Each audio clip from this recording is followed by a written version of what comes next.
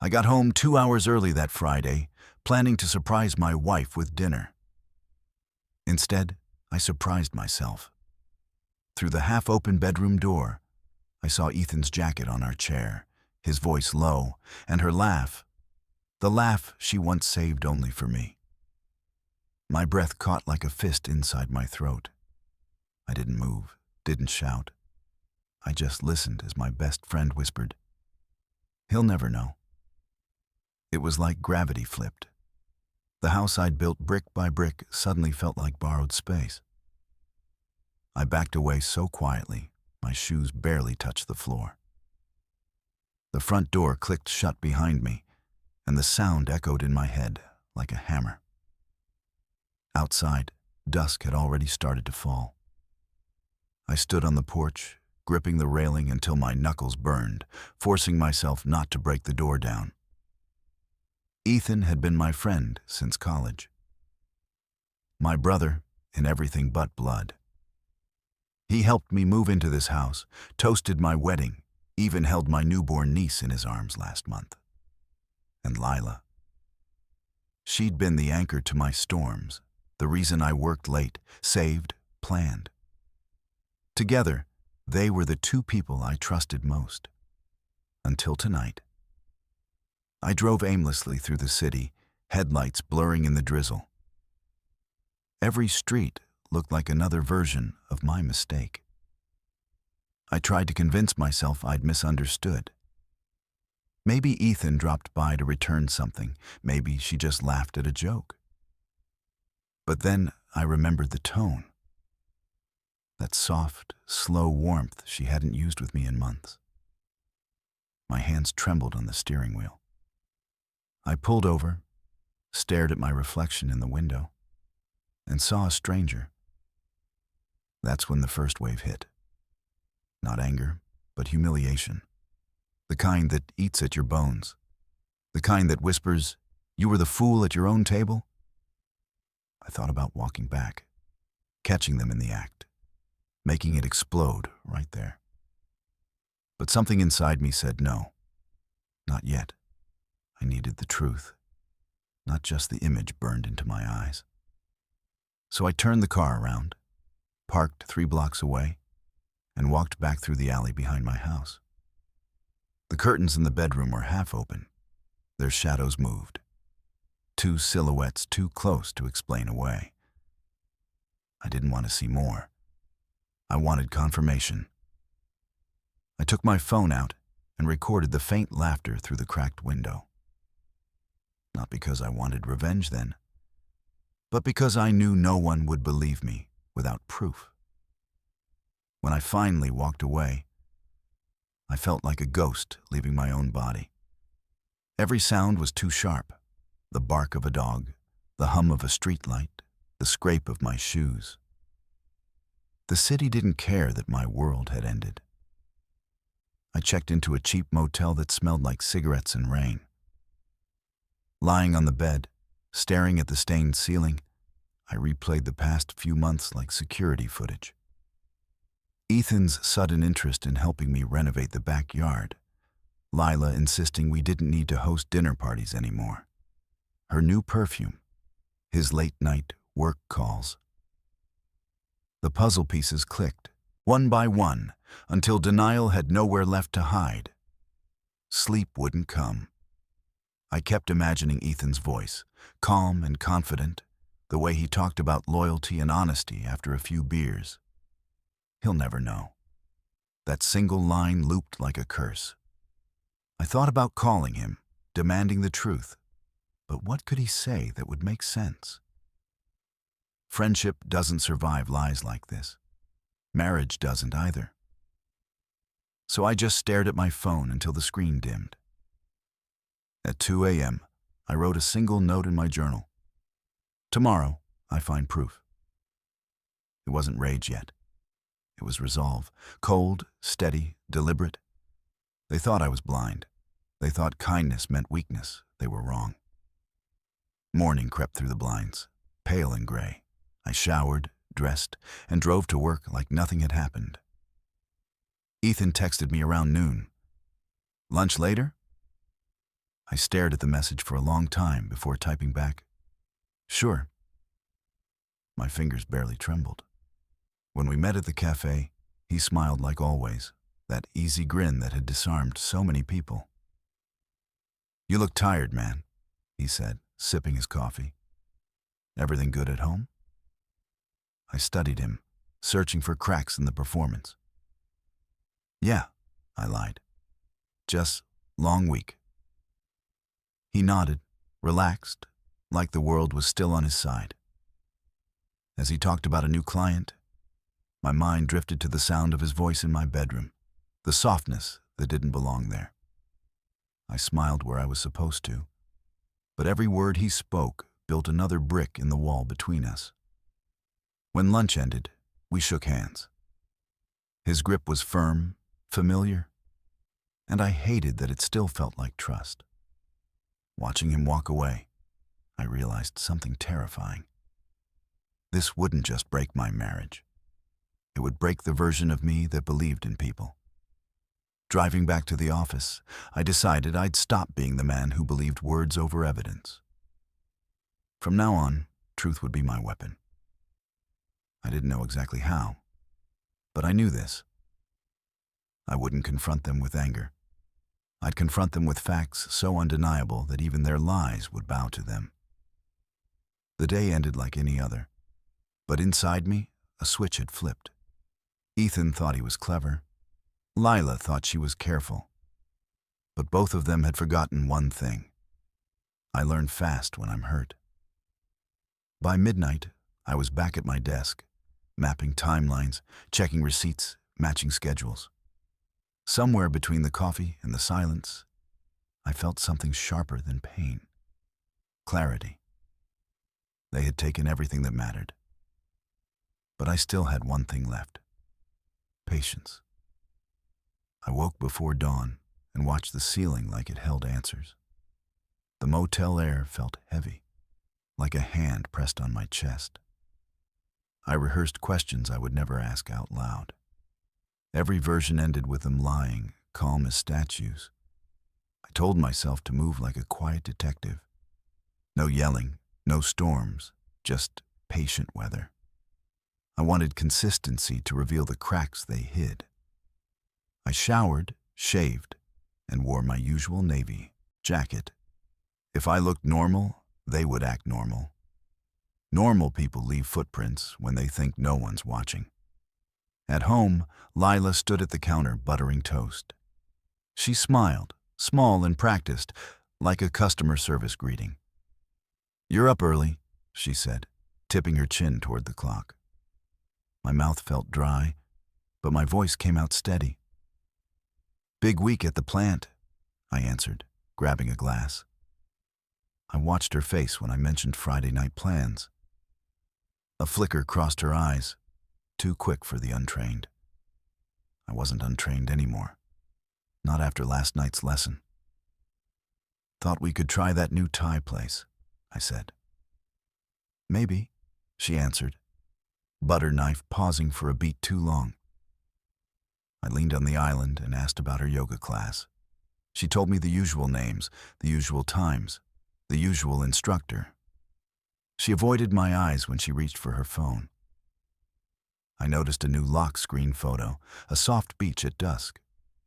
We had never been to that beach together. My stomach tightened, but my face stayed calm. I asked where she got the scent on her scarf.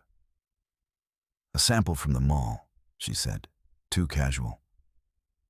I nodded and kissed her cheek, counting the seconds she held still. On the drive to work, I called the yoga studio. My voice sounded cheerful, all small talk and shallow water. The receptionist told me the class had moved earlier last month. Lila's schedule should have shifted, but she never mentioned it.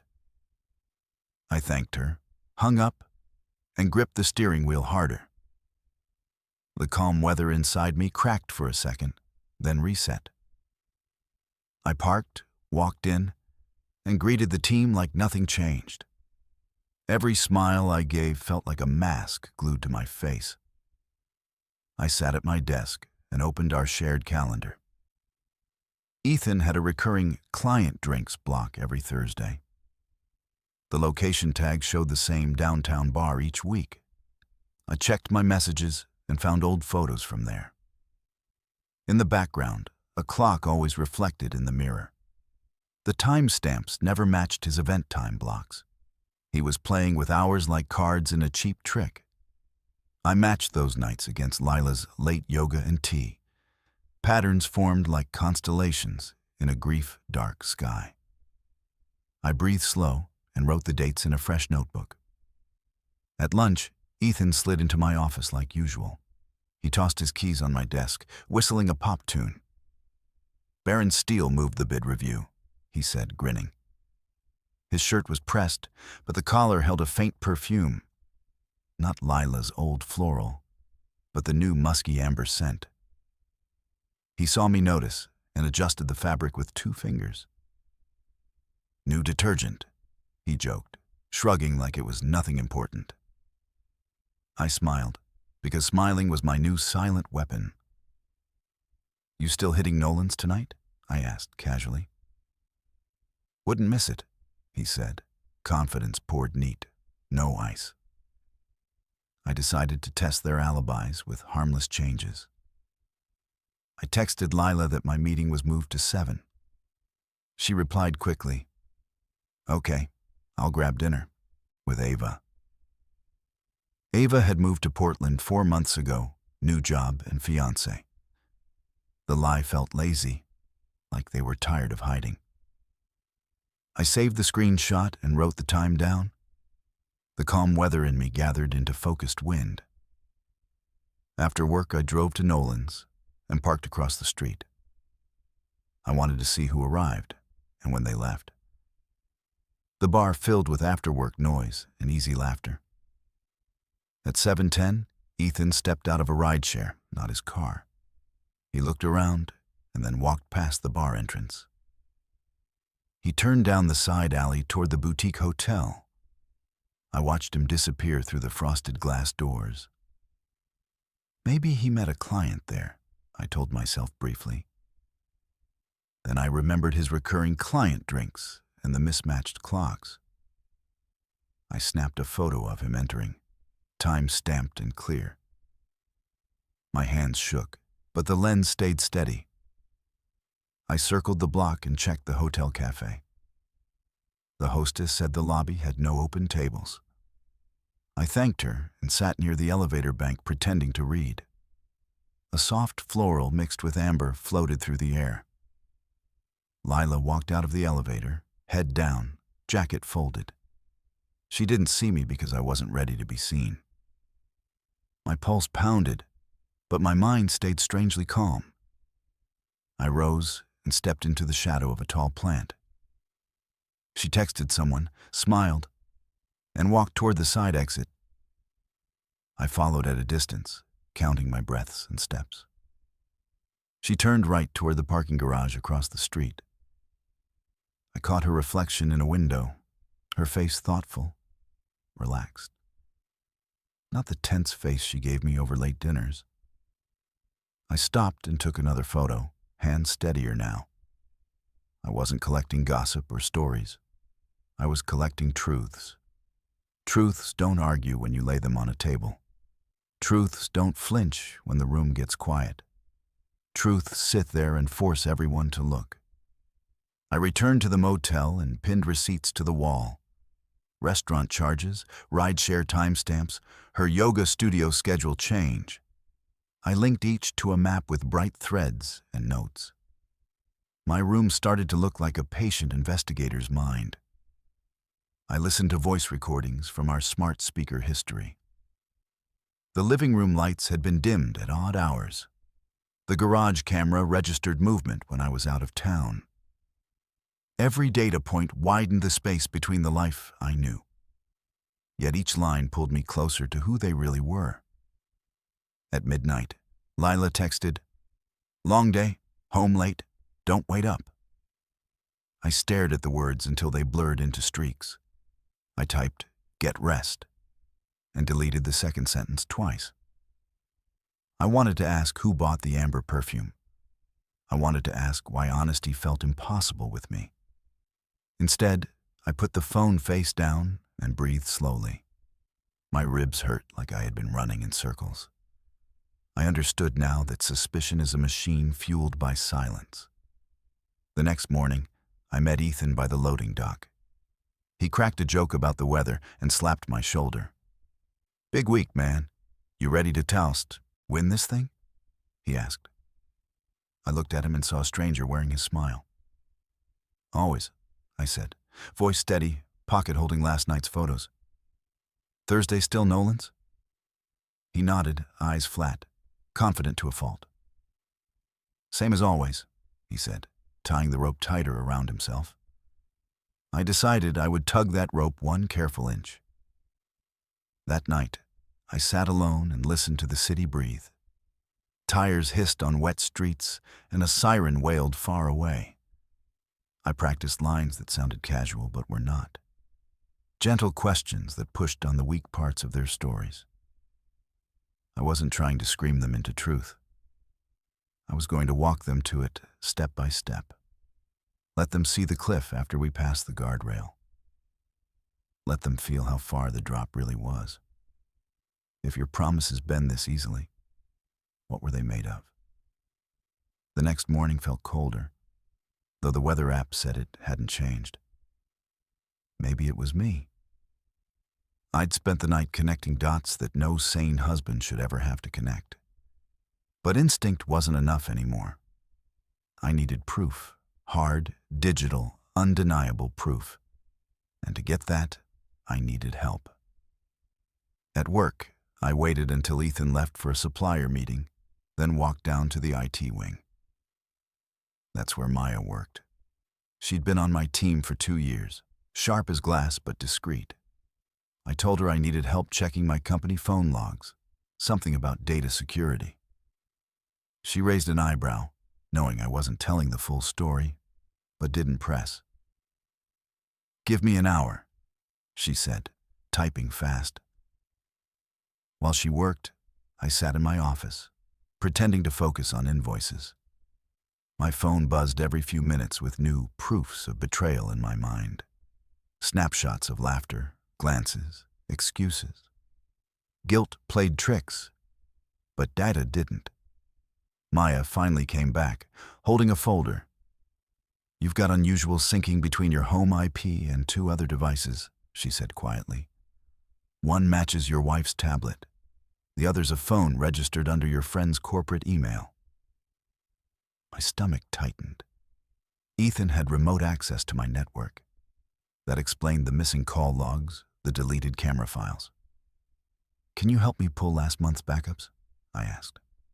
She hesitated. "Officially, no. Unofficially, send me dinner sometime." I nodded, grateful. She smiled faintly and left. By afternoon, I had a USB drive filled with quiet destruction.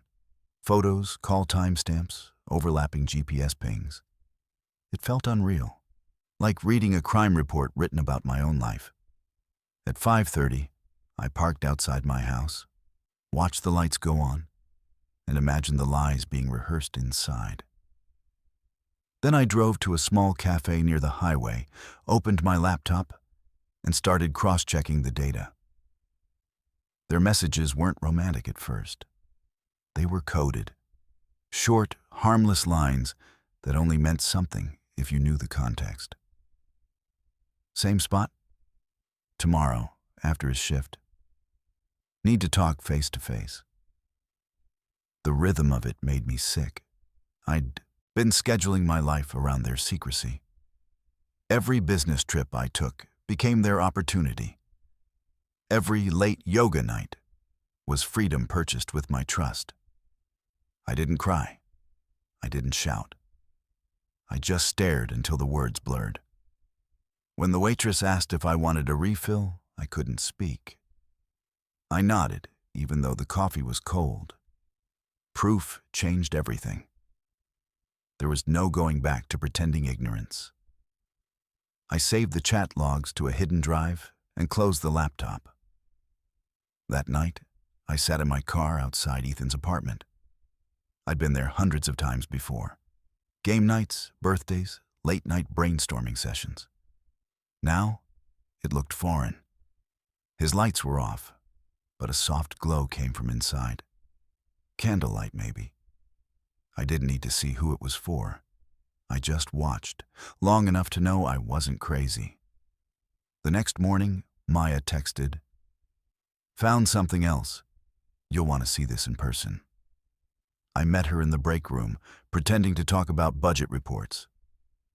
She slid a printout under a stack of papers. It was a hotel invoice from 3 weeks ago. 2 names, Ethan Ward and Lila Monroe. My breath stalled. Same check-in date, same room number. "How?" I whispered. She shrugged. "Corporate travel accounts. People forget paper trails." I folded the printout, slipped it into my jacket, and felt something sharp shift inside me. Not rage this time. Precision. Revenge stopped being fantasy. It started feeling like math. I thanked her quietly, and she looked at me like she wanted to ask what came next. I didn't answer. That evening, I came home early again. Lila wasn't there yet. I poured a drink and sat in the dark, the printout on the table, lit by a single lamp. Every detail of our house mocked me. Wedding photos, souvenirs, the couch we'd picked together. I looked at my reflection in the TV screen and barely recognized the man staring back. The door opened at 8. "You're home early again," she said, surprised. I smiled, motioned her closer. "Yeah, I missed you." She hesitated, then kissed my cheek, her eyes darting toward the glass on the table. She didn't notice the folded paper beside it. Not yet. "How was yoga?" I asked, soft as silk. "Good," she said, slipping off her shoes. "Traffic was bad." Her voice shook slightly, barely, but I heard it. "Must have been," I murmured. "I saw a hotel near there. Nice place." She froze, just 1 second, then recovered with a nod. "Yeah, I think I've passed it." I smiled wider, picked up the invoice, and tapped it against my palm. Small world, huh? Her color drained. I didn't press further. I just let the silence stretch, thick and heavy. "You look tired," I finally said, standing. "Get some rest." She nodded quickly and disappeared into the bedroom. I stayed in the living room until I heard the door lock click from the inside. I stared at the lamplight flickering across the photo frame on the shelf. Our wedding day, her head on my shoulder, Ethan standing beside me as my best man. The irony hit so hard, I almost laughed. My best man. My best mistake. The next few days, I moved quietly. I smiled when they talked, pretended normalcy, logged every detail. Ethan boasted about an upcoming contractor bid, one I'd been pursuing too. He didn't know I'd already seen his stolen proposal draft, lifted directly from my shared folder. The betrayal wasn't just personal anymore. It was professional, financial, total. That's when my anger finally found shape. This wasn't just about love or loyalty. This was about character, and both of them had none left to lose. So I began planning, not destruction, but revelation. Truth displayed publicly, not revenge for pain, but correction for deceit. I wanted them both to see what it feels like when lies collapse under their own weight. If this happened to you, would you stay silent or expose the truth? I didn't sleep that night. Every tick of the clock sounded like a countdown. My plan was simple.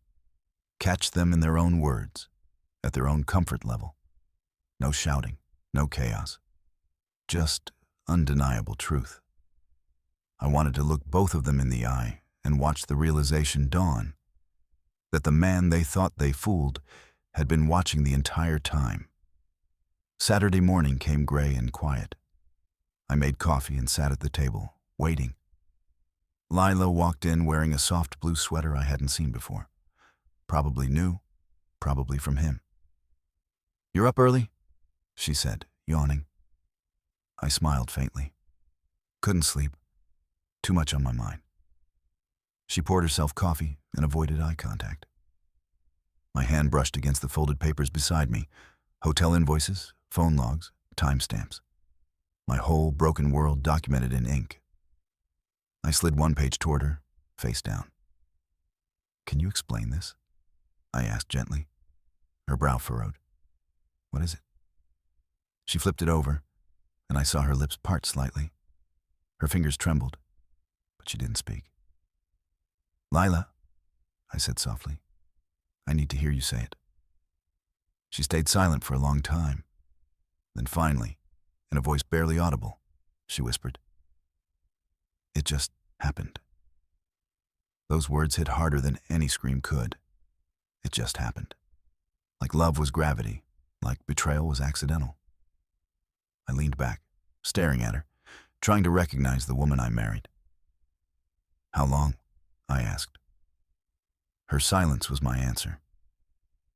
"Was it before or after the anniversary trip you canceled?" She didn't answer that either. When she finally spoke, it was a desperate attempt at damage control. "I was lonely. You were always working and he—" "Don't," I cut her off, calm but sharp. "Don't finish that sentence. Don't make this my fault." Her eyes welled up. "I'm sorry," she whispered.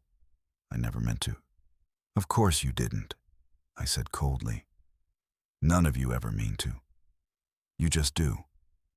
I stood, collected the papers, and left her sitting there in silence. My heart didn't even race anymore. It just felt hollow. That afternoon, Ethan called. His voice carried that same casual confidence I'd started to hate. "You good, man? Haven't seen you around."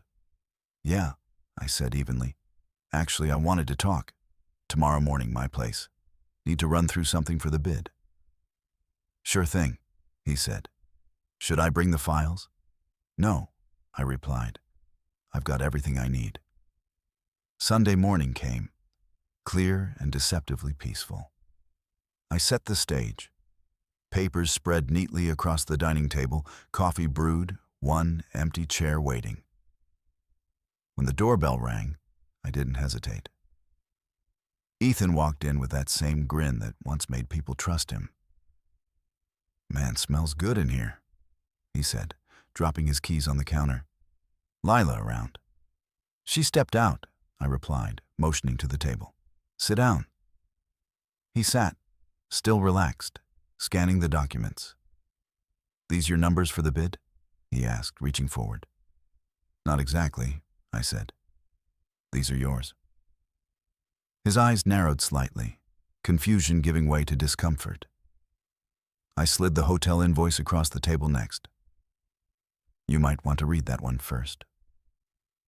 The silence between us stretched thin. He didn't pick up the paper at first. When he finally did, I watched the blood drain from his face.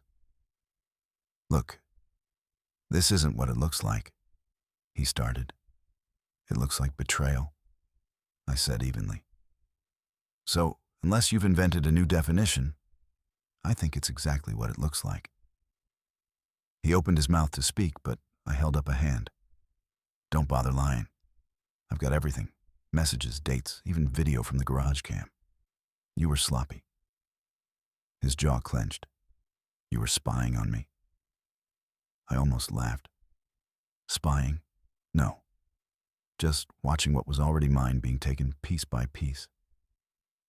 He shifted in his seat, panic starting to show through his composure. "Listen, I didn't mean for any of this to happen." "There's that phrase again," I said quietly. "You and Lila should compare notes." He stood up, running a hand through his hair. "You can't tell the company," he muttered. "This will ruin everything." "Then you shouldn't have stolen my designs." That froze him. His mouth fell open, words scrambling but not forming. What are you talking about?" I'm talking about the client proposal you copied, I said, pulling up a flash drive and setting it on the table. The metadata doesn't lie. You lifted my files, Ethan. You didn't just take my wife, you took my work. He stared at the drive like it was ticking. I can fix this, he said quickly. We can work something out. I stepped closer, my voice calm but final. You already did enough fixing, Ethan. Now it's my turn. For the first time since I'd known him, he looked scared. Not because of what I might do, but because he knew I was done talking. He muttered something about leaving and stormed toward the door. I let him. Watching him go felt like releasing a weight I'd carried too long. Lila came home hours later, eyes red, face pale. Did you talk to him? She asked quietly. Yes, I said. And now it's over. Tears slipped down her cheeks. Please, I made a mistake. You made choices, I corrected. Mistakes happen by accident. You planned this one. She collapsed onto the couch, sobbing. But I felt nothing. Maybe someday I would. Not today. I walked to the doorway, grabbed my jacket, and said what would be my last words to her in that house. I hope he was worth the wreckage. That night, I stood on the balcony of my new apartment and looked over the city lights. My phone buzzed. Ethan again. I let it ring until it stopped. I already knew what he'd say. Excuses, apology, maybe fear. But I had no space left for any of it. By morning, my lawyer had the contract documents and proof of theft. Ethan's company reputation would collapse in weeks. As for Lila, she'd moved into a hotel near her sister's place. I didn't block her number. I just never replied again. The truth was finally out. It didn't bring peace, not yet. But it brought silence. And silence was enough to start something new. The days that followed felt like standing inside the eye of a storm. Quiet, still, almost peaceful. But I knew the destruction was still circling me. I didn't explode. I didn't scream. I just started thinking. Revenge wasn't rage anymore. It was arithmetic. I wanted them to collapse under the weight of their own choices. And if I did it right, I'd never have to raise my voice to make it happen.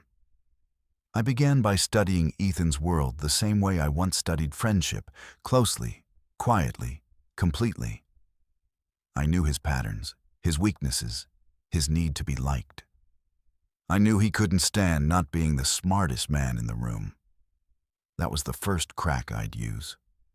The second was greed. Ethan had taken my proposal and passed it off as his own to land a massive client. But there was one flaw he didn't notice. Every file I created had a hidden watermark embedded in the code. My digital fingerprint. And that fingerprint would prove everything. At work, I kept up appearances. We still sat in meetings together, pretending the air wasn't poisonous. I nodded when he spoke, laughed at his jokes, even clapped during his presentation. But underneath the table, my hand recorded every word, every slide, every data point he claimed was his. Each one tied him deeper into the noose he'd built. I started feeding small pieces of information to people I knew would talk. Not lies, just hints. Strange how similar our proposals looked, I'd say casually during lunch. Or, I swear Ethan's design language reminds me of something. In an office, rumors move faster than truth. Within days, the whispers began.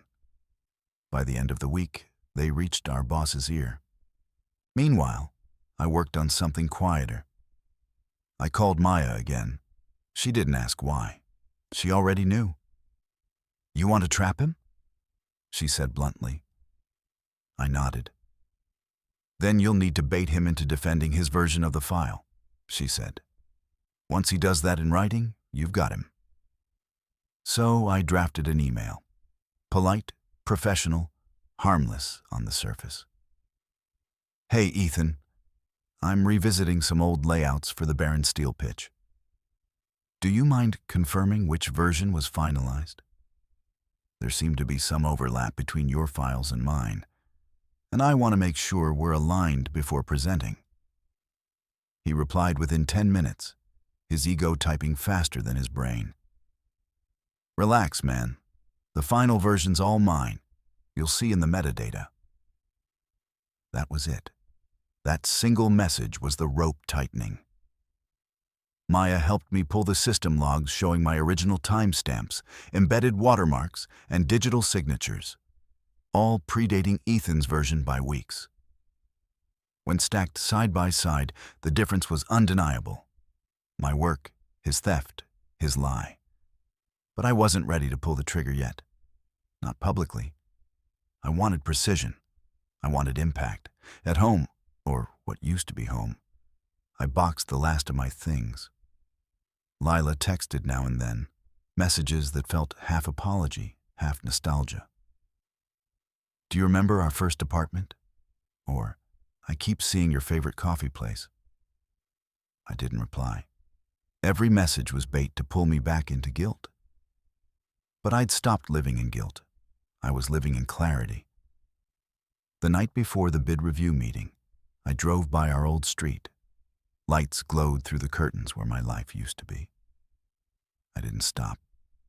I just sat in the car and let the memories fade until they lost color. Then I turned the key and drove away. The next morning, I arrived at the office early. The conference room smelled like fresh paper and burnt coffee. People filtered in, one by one. Executives, clients, department heads. Ethan walked in last, confident as ever, shaking hands like a politician. He didn't even glance at me. When the meeting started, he launched into his presentation, flashing the slides I'd built. This proposal, he said proudly, represents months of analysis, late nights, and creativity. My stomach turned at the irony. But I waited, patient and calm. I let him talk himself into his own corner. Halfway through, our boss, Mr. Carver, frowned. Ethan, can you clarify this metric? He asked. It looks familiar. Ethan chuckled nervously. Sure thing, it's my framework. I developed it for this project. That was my cue. Actually, I said gently, that framework is from my original draft. Heads turned. Ethan's smile twitched. What? He said, forced laughter creeping in. Don't start this now, man. Carver looked between us. Is that true? I opened my laptop, mirrored the screen to the projector, and brought up 2 documents. Here's mine, I said, pointing to the timestamp. Created February 10th. Embedded signature, Monroe Design. I clicked again. And here's Ethan's file, dated March 4th. Metadata shows an identical structure with overwritten authorship. The room fell silent, except for the hum of the projector. Ethan's face drained of color. This isn't what it looks like, he stammered. Carver folded his arms. It looks pretty clear to me.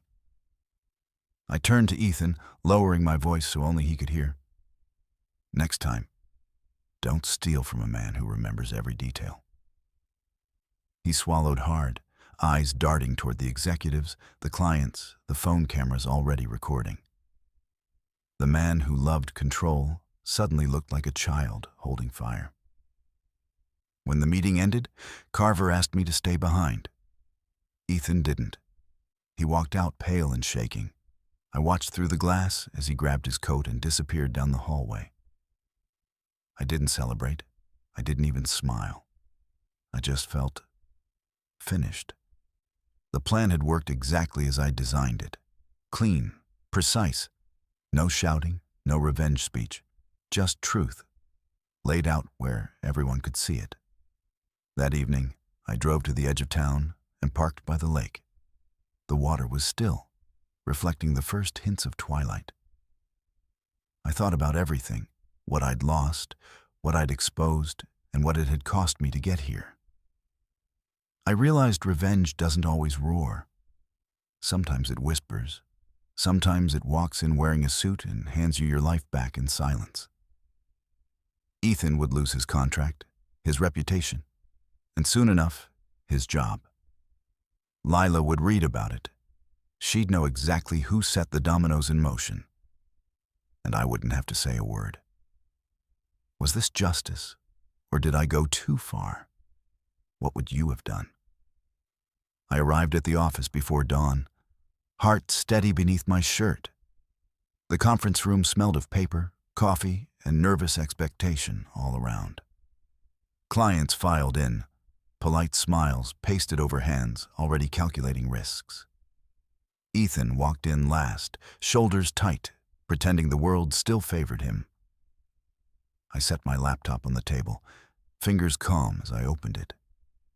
My slides were simple, honest, and arranged to expose complete timelines. I watched his face as each timestamp and watermark became undeniable evidence. He shifted, glanced at me, and tried to laugh the tension away. The room's air changed, like someone had closed a door suddenly. Truth unfolded slowly, surgical and precise, leaving little room for excuses. When the clients asked questions, I answered with quiet clarity and facts. No raised voice, no pleading, only documents that refused to be disputed. Ethan stammered once, then twice, searching pockets of bravado that weren't there. A colleague I'd subtly alerted earlier cleared his throat and corroborated details. It felt clinical, almost detached, as trust bled in digital red lines. After the meeting, hushed conversations followed us down the hallway like shadows. Ethan avoided my eyes, his composure unraveling thread by patient thread. I could have followed him and shouted the betrayal into the lobby. Instead, I sat in my car and breathed, letting the consequences arrive. Revenge that screams is messy. This one whispered an orchestrated collapse. Word spread quickly, like a stain soaking through cheap fabric and pages. One client canceled within 24 hours, citing discomfort and ethical concerns. Another pulled their offer, whispering about integrity and leadership credibility. Ethan's inbox filled with polite declines and requests for clarification. His boss scheduled a review meeting that would decide his professional fate. Meanwhile, Lila's phone calls increased with frantic apologies and hollow promises. She texted asking to meet and begged for forgiveness that sounded rehearsed. I didn't meet her. I didn't want pity or staged theatrical displays anymore. What I wanted was boundary and consequence, a life rebuilt without betrayal. So I let the storm break while I kept my hands clean. Ethan called me once that night, voice thin and pleading like winter. "Please, man, you don't have to destroy me," he begged in shallow sincerity. I listened to him talk, noting every pause, every bruise of regret. "I never wanted to hurt you," he said, as if that erased everything. "It's done," I replied softly. "You made your choices long before tonight." He cried then, the sound of someone finally meeting the cost of lies. I felt nothing heroic, only an odd, tired pity that surprised me. When he hung up, I understood just how small apologies often feel. They cannot rebuild the years stolen in quiet moments and secret smiles. I put my phone down and watched the skyline swallow the evening. News reached my company board the following week, swift and unforgiving. They convened emergency sessions, reviewed evidence, and discussed contracts. Ethan's access was suspended pending a formal investigation into his conduct.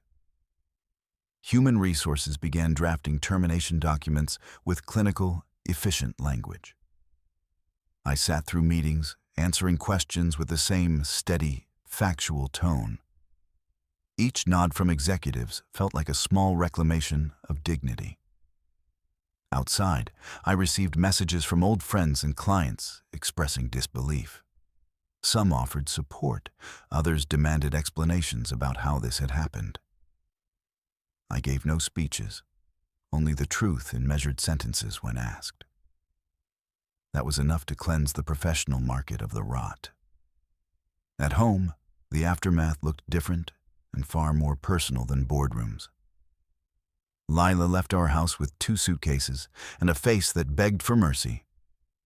She came back twice the next week, eyes rimmed from sleepless regret. "Please," she said once, voice small. "We can rebuild. Just let me try." I held her hand briefly and felt the hollow where trust used to live. "You chose him," I said quietly. "I'm choosing myself now, instead." She cried, and I didn't comfort her. I simply closed the door gently. Grief isn't dramatic. It's the quiet severing of shared routine and future. I learned to move through rooms without the ghost of her laughter. Healing, I realized, required living in the truth rather than rehearsed apologies. People lined up with opinions that tasted like old coffee and sharp salt. Some called me cruel for exposing private betrayal in professional light.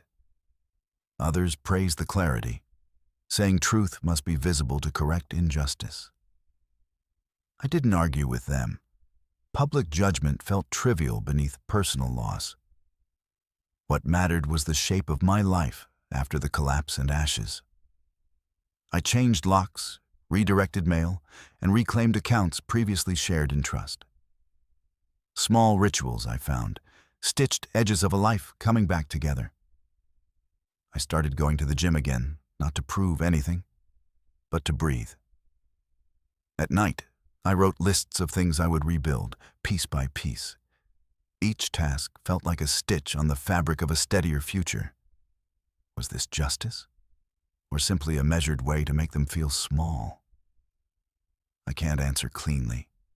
Revenge leaves residue even when carefully executed. People say justice and vengeance wear similar clothes, but carry different weights.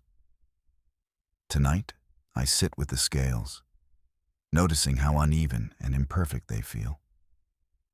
If justice is balance, I've nudged the world towards something closer to fair. If vengeance is emptiness, then maybe I've only filled the hollow with facts. What I know now is boundaries matter more than the fantasy of retaliation. I kept my integrity by using truth, not rumor, as my chosen weapon. Tell me, were my actions rightful? Or did I trade love for something colder? Share your thoughts below and help me understand what true justice feels like. I thought exposure would end the story, but stories rarely end cleanly. Ethan's termination letter landed on Friday, delivered by 2 guarded executives. Rumors exploded before noon, blooming across group chats like spilled ink. Some people defended him, saying geniuses borrow, not steal, just differently. Others shared my documents, circling metadata like jurors passing evidence. He called once more, left a message that sounded like winter rain. "I'll never recover from this," he said, breath hitching between words. I listened twice, feeling pity and distance coexist like wary neighbors. Then I deleted it, because I wouldn't curate his narrative anymore. Consequences had finally learned his name, and they arrived precisely on time. Lila's fallout arrived quieter, carried by friends who suddenly vanished. Brunch invitations stopped, and her book club changed nights without explanation. She texted me screenshots, asking, "Did you tell them everything about us?" I answered honestly, "Only what concerned the theft and professional misconduct." Silence followed. Then another message. "So the rest just leaked?" I didn't answer, because gossip requires oxygen, and I was done. She asked to meet with a counselor, maybe repair the remaining pieces. I said we could mediate logistics, not feelings, not stories, not vows. My boundary felt heavy but necessary, like a locked door after midnight. Some griefs demand distance the way wounds demand clean, untouched air. The company staged a formal audit and asked me uncomfortable questions. Not about the affair, but about my documentation methods and timeline. I provided everything, careful, chronological, and free of embellishment or rage. Lawyers appreciated precision, executives appreciated outcomes. I appreciated quiet accuracy. Maya's name surfaced in emails, and I protected her contribution fiercely. I framed her role as routine compliance, nothing more than network hygiene. She met my eyes later, half grateful, half tired from late nights. "Truth is a machine," she said softly, "but it still crushes people." We shared coffee without talking, letting the hum of servers fill space. Sometimes friendship is maintenance, not rescue, just presence without extra weight. Weekends felt strange, like walking through a house after the furniture leaves. I found new rituals: laundry early, groceries late, gym before sunrise. I called my sister on Sundays and let silence anchor our conversations. She said, "You sound steadier," then paused. "But your voice carries weather." I laughed once, short and honest, a sound that surprised both of us. "I'm learning to forecast," I told her, tracing condensation on my glass. Pain, I realized, wasn't leaving. It was learning better manners slowly. It knocked, waited, entered politely, and sat where I could watch it. Watching pain softened it into information, not a creature with teeth. Information invited choices. Choices invited responsibility. Responsibility invited a gentler future. Ethan tried a counterattack, emailing clients about creative overlaps and misunderstandings. He hinted at partnership, claiming we built ideas together over years. I replied once, precisely, attaching logs and watermarks, copying compliance and counsel. The thread ended there, a candle snuffed by a glass and patience. He posted online about betrayal, never naming me, only shadowboxing ghosts. People argued in comments, then moved on to the next headline. I learned that outrage has a short half-life in crowded rooms. Justice requires less noise and more spine than anger usually gives. So I chose spine, letting documented truth become the only conversation. Quiet victories last longer than applause, and they cost fewer pieces. At night, I wrestled with the shape of my accountability honestly. Not for their actions, but for the years I ignored small weather. There were signals, soft as moths, that I brushed away repeatedly. I remembered late dinners where laughter sounded slightly delayed, carefully measured. I remembered choosing projects over questions because questions might demand change. Owning that didn't excuse them. It only returned me necessary agency. I couldn't prevent betrayal, but I could rebuild where I'd abdicated presence. So I began small, practicing attention like a craft learned slowly. Noticing sunlight on the table, the kettle's whistle, my heartbeat's evenness. Attention stitched me back together, where revenge had left useful seams. Lila asked to meet once more, promising no speeches, only closure gently. We met at a neutral cafe with windows that faced the river. She looked older, like regret had added months behind her eyes. "I'm sorry," she said, voice steady. "Not for getting caught, for choosing poorly." I spoke carefully, words measured to avoid either punishment or permission. "I believe you're sorry," I said, "and I still can't return."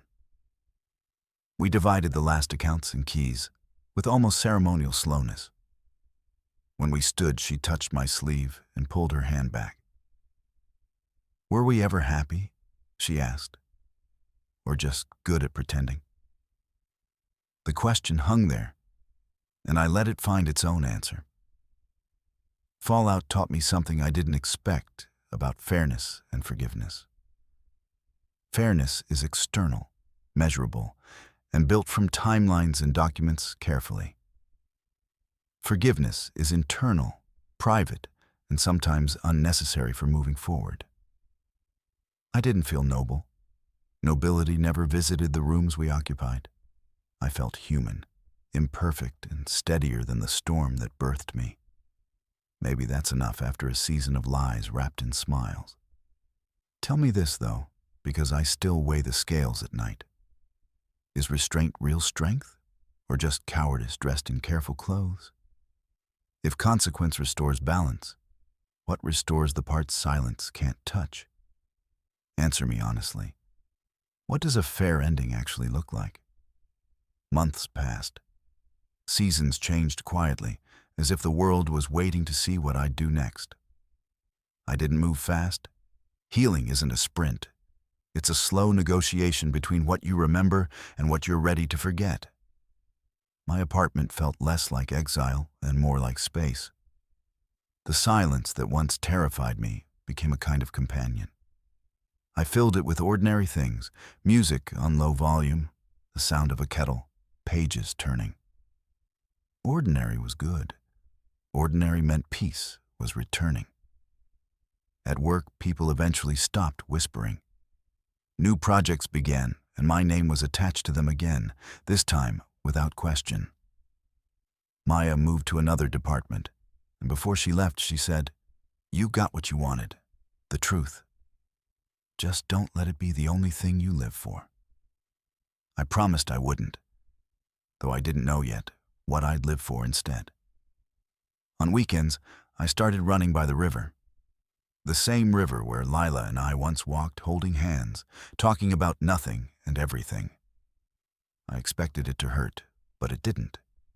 It just felt like memory, distant, harmless. I watched sunlight scatter over the water and thought about how reflections always look peaceful from far away, even when the current underneath is violent. That was my life now. Calm surface, quiet movement below. Ethan disappeared from our circles. Some said he moved cities, others said he stayed and started over. I didn't check. I didn't need to.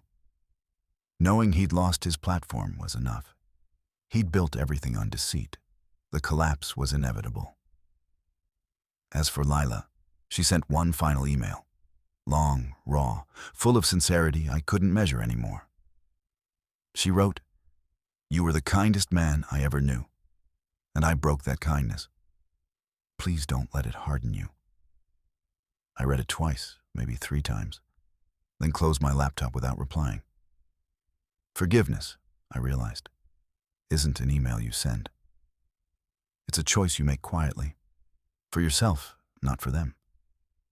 I forgave her eventually. Not because she deserved it, but because carrying hate felt like dragging an anchor I'd already cut loose. I didn't forget, but I stopped rehearsing the pain. That was enough. One evening, I met a group from work for drinks. Someone new joined us, a woman named Claire from the finance team. She laughed easily, but not loudly. When she spoke, she looked people in the eye without trying too hard to impress them. That night, walking to my car, I caught myself smiling for no reason. It startled me at first, the idea that maybe something soft could still exist inside me. I didn't rush it. We talked slowly, like people rebuilding trust one sentence at a time. She didn't ask about my past right away, and I didn't volunteer it. When it finally came up, she listened without judgment, just a quiet nod at the end. "Sounds like you learned a lot about people," she said. I smiled. "About myself too," I replied. And that was the truth. I had learned. I learned that betrayal doesn't define you, reaction does. That revenge can win the battle, but peace wins the war. That silence, when chosen, is louder than shouting.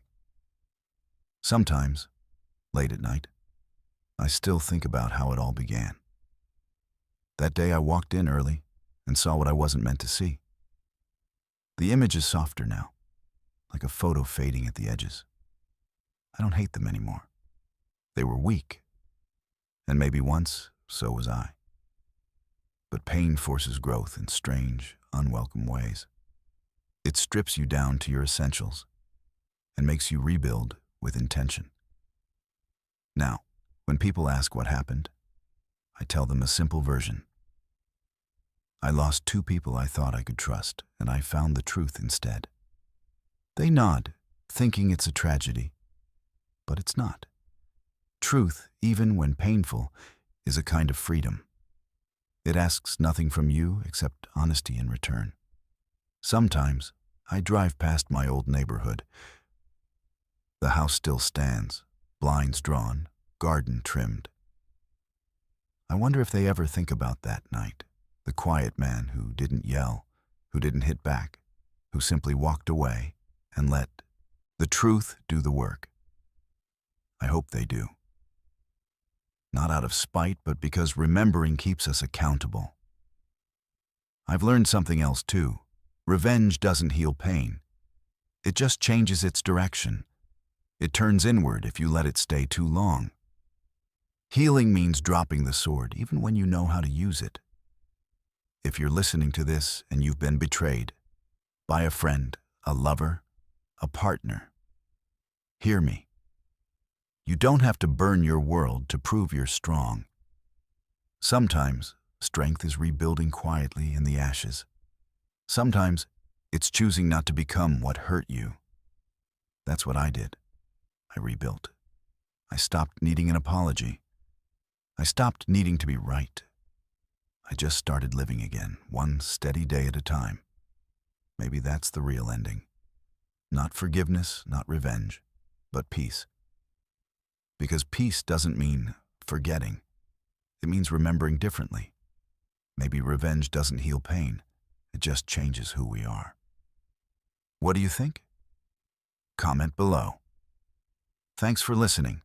Like, share, and subscribe for more true stories of trust, choices, and second chances.